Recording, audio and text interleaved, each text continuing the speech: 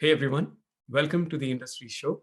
I'm your host Nitin Bajaj, and joining me today is Maria Brito. Maria, welcome on the show. Hi, Knitting. Thank you for having me. How are you? Doing well and glad to have you here. Thanks for joining us. Absolutely. Hello, everybody. All right, let's start with who is Maria? Well, I was born and raised in Venezuela, and I was a performer child and a singer. And my parents thought it was great as long as it was a hobby. And when it became a little serious, they said, no, in this house, you're going to be an engineer, an attorney, or a doctor. And, I foolishly believed that my parents knew me, but they didn't, obviously, because I ended up going to Harvard Law School where I graduated, and I was not into that. I practiced law for about 9 years, corporate law in New York, and I just couldn't because I hated it. So one day you know, took a chance and I bet on myself and I quit that job and I opened my own business. And here I am 13 years later. I'm a mother of two. I live in Manhattan. I'm married and I am very happy because of that one decision to quit that miserable job. Well, love that story and would love to hear more and inspire others because what you did is obviously not easy. But before we jump into that, let's play a little game. We call it underrated, overrated. So, in one word response, we'll talk about these myriad themes that impact us as a community. You Yes. ready? Yes. All right. So, let's start with stock market prices. Overrated. Okay. Cash, Underrated. crypto, Overrated. stock market prices. Overrated. Okay. What about NFT? NFTs are very important and they will have a lot to do in the future. Right now is the Wild West, Mhm. but I think that once everybody understands the application of NFTs, so for now you can look at them at underrated and then kind of jump on the opportunity. Sure. Inflation. Well, inflation is underrated. Okay. The Great Resignation. The Great Resignation is going to shape the next 10 years or more of how the American economy will perform. So we have to take that phenomenon very serious. And if people are not taking it seriously, they should actually. Right. What about the metaverse? The metaverse is also important. It's not going to determine everything, but I think that there will be tons of opportunities to do new and fresh things. And we should very much pay attention to that. All right. And then what about DEI? It's underrated. And, I think people also should try to pay more attention to that and see how they incorporate those things in their businesses. And it's only the beginning of those voices and how they are expressing, but it's very important. All right. So underrated. Well, that Yeah. was awesome. Thanks for playing along. Now let's come back to some questions that are and answers that are more personal to you. So tell us, what do you do for a living now? You talked about, Harvard Law graduate, New York, biggest law firms. What do you do now? Well, I opened an art advisory in 2009. And basically, the centerpiece of my business is that I am the eyes and ears of my clients, the art collectors, and I teach them how to build art collections, how to diversify their assets through art. I have the, I'm measuring the pulse of the market through auction houses, galleries, art fairs, biennales around the world. And I tell my clients how to curate their collections, how to make them make sense so that they grow in value as a whole and not just the parts. And it's a very, very fun and obviously nothing to do with being an attorney. But at least, the negotiation skills have helped me, obviously, and the research skills. Mhm. So that is one part of the business. That's how it started. And it has grown into different parts uh, because I'm a curious person and I am someone who does not settle for one thing. So I've also integrated a whole consulting part of my business on creativity and innovation from the standpoint not of the big consulting firms or any of the like, but more from a more human creativity and innovation perspective, based mostly on my observations of people in business and art. Sounds like a lot of fun It that happens in is. the process. So tell us, one, how do you measure impact? And then, as you talk about that, I'm curious to know how many pieces of art. I mean, art in itself is so expansive, right? There's It so is. many different things that are now part of collectibles or investments. So give us a little bit of sense of that size and scale, and then the impact of the work you do. Well, the art market right now is a 300 billion global business. Right. When I started, it was just really not that. It was like 50 at most, or 30. And it's only grown tenfold every year. It's crazy, really. And that's not counting NFTs, right? Because the whole craze of NFTs is a newer phenomenon too. So my business deals with tangible artworks. And since I started, I have probably sold about $70 million in art. And that includes, for the most part, I am in a range where my collectors, I mean, they may spend $5 million a year, but it's just like things can start like 100,000, 200,000, 300,000, right? I mean, remember, for example, if somebody wants to acquire a Picasso, that alone is going to be $25 million, for example, right? But if you want to acquire mid-career or young artists, you can start a collection pretty nicely with like, $100,000, buy 10 things of 10,000, and you already have a collection with that, right? So I have a lot to do with building also careers of young artists, not because I represent them, but because I gave them platform and I put them on the radars of these collectors. I help them make connections sometimes with galleries. I help them make connections with curators in museums and things like that. And it's part of like everything in this business is a little bit interrelated, because the truth is I represent clients who are collectors, not the artists, right? But if I get excited with an artist, I may act as this liaison so that I can see the artist expand. And it's interesting because things as easy as taking a picture on Instagram of an artist that you discover can really do wonders for that artist. And so it's a very dynamic business that I'm in, and I try to make it very fresh and interesting for myself, because if I wanted to have something predictable and boring, I would have stayed at the law firm forever. And that was not how I thought. And I'm an entrepreneur, and that's why also I couldn't stay there anymore, because I had the itch to build something for myself that I am proud of, something that is unique and that has my brand and my touch all over. I love that. And, you know, I, I know you're also now an author. So tell us a little more about that. And, I'm personally more curious to know the topic you've chosen is really close to me. So let's talk about that, and let's talk about the why do this.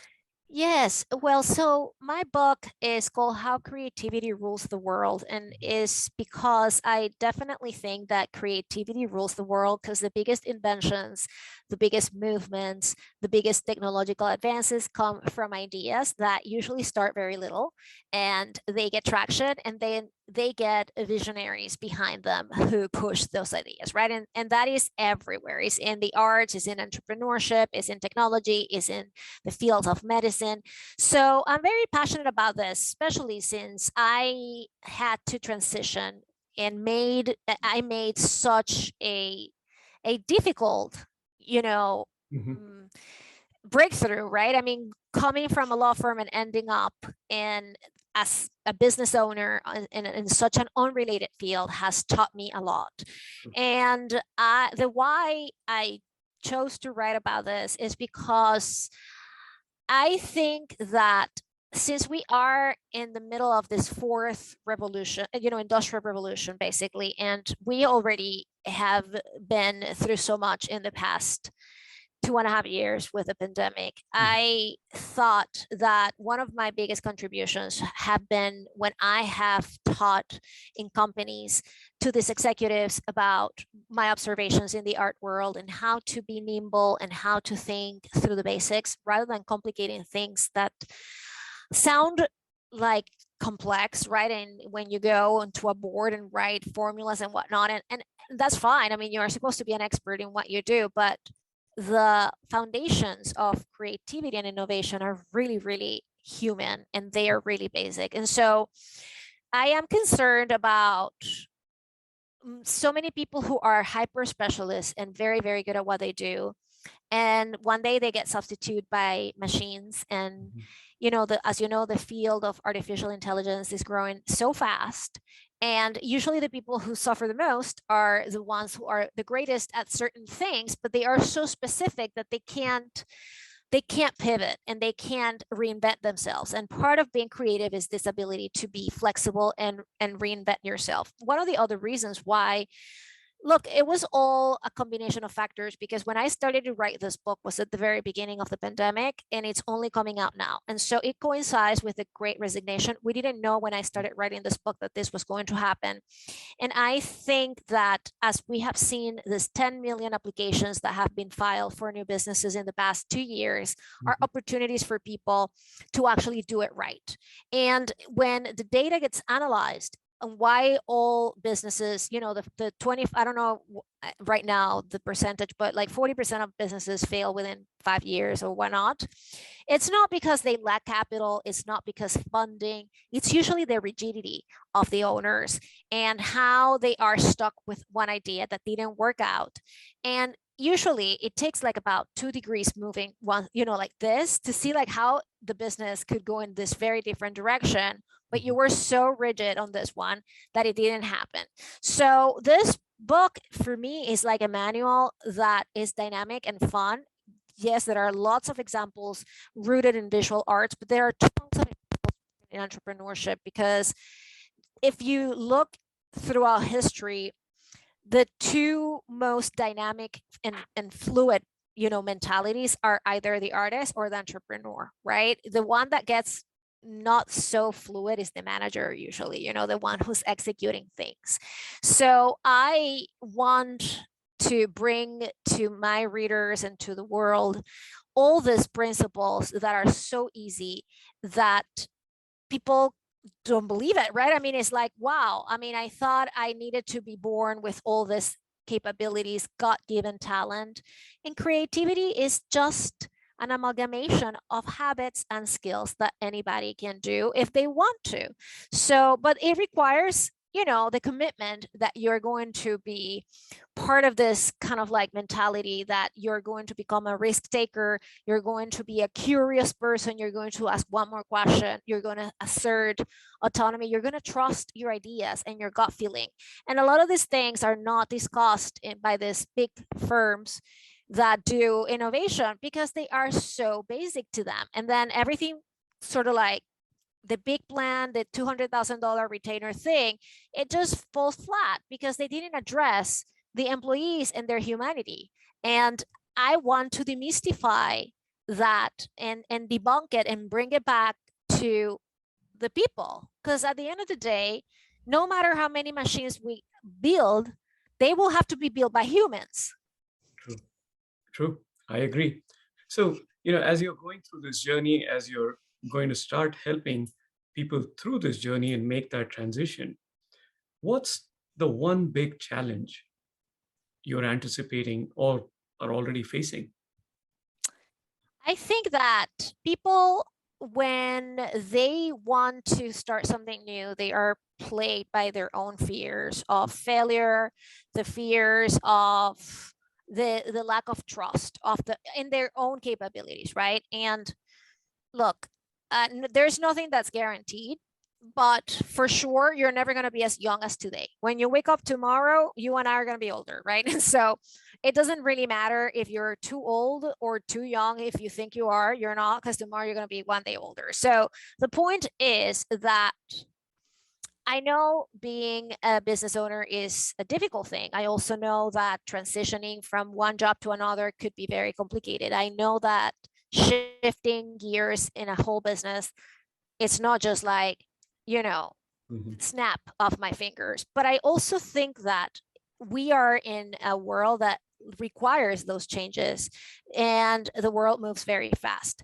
So having a confidence in that your ideas, and this is also part of why intuition is being studied in business more than it was ever before, is because since science and data, it just cannot be measured, right? Like intuition is something that it just can't be measured. But I quote a study in my book of a bunch of scientists who went through more than 5,000 research papers of other fields in the arts, in the science, in tech, in business. And one thing that they found was a commonality of big leaps. They called the big leaps is that the scientist or the stockbroker or the analyst or the artist, they didn't really know how they got there. It was an intuitive hunch, right? It was a move that actually, yes, they were prepared. They had a lot of incredible expertise and mastery of certain fields. But when they made that big leap, they just didn't know why, right? And that is your intuition that tells you to take that route, to turn the car, to explore in a place that you had never, or that, it's the type of thing that people stand up in meetings and go and look at outside the window and say this thing. And so I think it's very important for people to trust their gut feeling, Mhm. to if they have been hit with an idea far more than, like, it's because you need to explore it. And it shouldn't be like, oh my god, I made this up. Or, well, I mean, if it feels to you like you made it up, that's fine. I mean, it's okay, because at the end of the day, everything has been made up in people's minds, from the iPhone to the airplane. Mhm. So I think people have to trust that. And this is not to say just go crazy and quit your job tomorrow with no money. And no, this is to say that it is important to take calculated risks, and this is the right time to invest on your dreams, or to take a chance on yourself, because the conditions are right, because capital is cheap, because it is an unprecedented time in history. And then, if things go wrong, blame it on the pandemic. I love that. So, this brings me to my favorite part of the show, which is the one-line life lessons. And, these lessons are not quotes, but they're really something that one can learn from and put into action pretty much right away, right? These are short, simple, though extremely profound, and I've found some of them to be life-changing. So I would love for you to share a few of these one life lessons with us. Yes. I think that when I discovered that it was much better Mhm. to give than trying to get something from someone, Mhm. I started seeing miracles in my life, right? So I went way far and beyond what I needed to do to please a client, or I made favors because I wanted to, or because, I felt that it was the right thing to do. And man, I got blessings multiplied. So I think that's a very important thing I learned. Also, Einstein used to say the definition of insanity is to do the same thing over and over again and to Mhm. expect different results, right? So I think that is a life lesson. If you're banging your head against the wall, if you're hating your job every day, and like I was, right? When I was an attorney, I actually had 3 different law firms in my resume, because I always thought the next law firm was going to be the one. It was not the law firm. It was me. I did not match that career. So I think that that is a very important one. I also live by this idea. I think it was Eleanor Roosevelt who said, if you nobody can put you down without your consent, Mhm. right? I mean, it's like if people talk about you, if you have haters, like now it's so common, this thing like haters and bullying and I don't know what.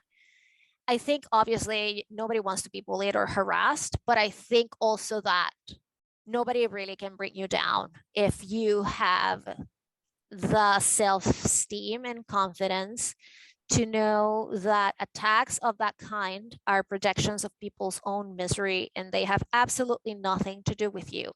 So I know this is super hard myself, I know, but I think that it can bring a lot of peace of mind to people if they see their situations through that lens, right? And I think that one more. I think that the other one, it was Henry Ford who said, if you think you're going to get there, great. And if you don't, that's great too, because whatever you think is right, Yeah. right? I mean, whether or not you think you can do it, you're always going to be right, my friend. Yes. So it's a lot of mindset and it's a lot of, I hate to think about these ideas of like woo woo and I don't know, like,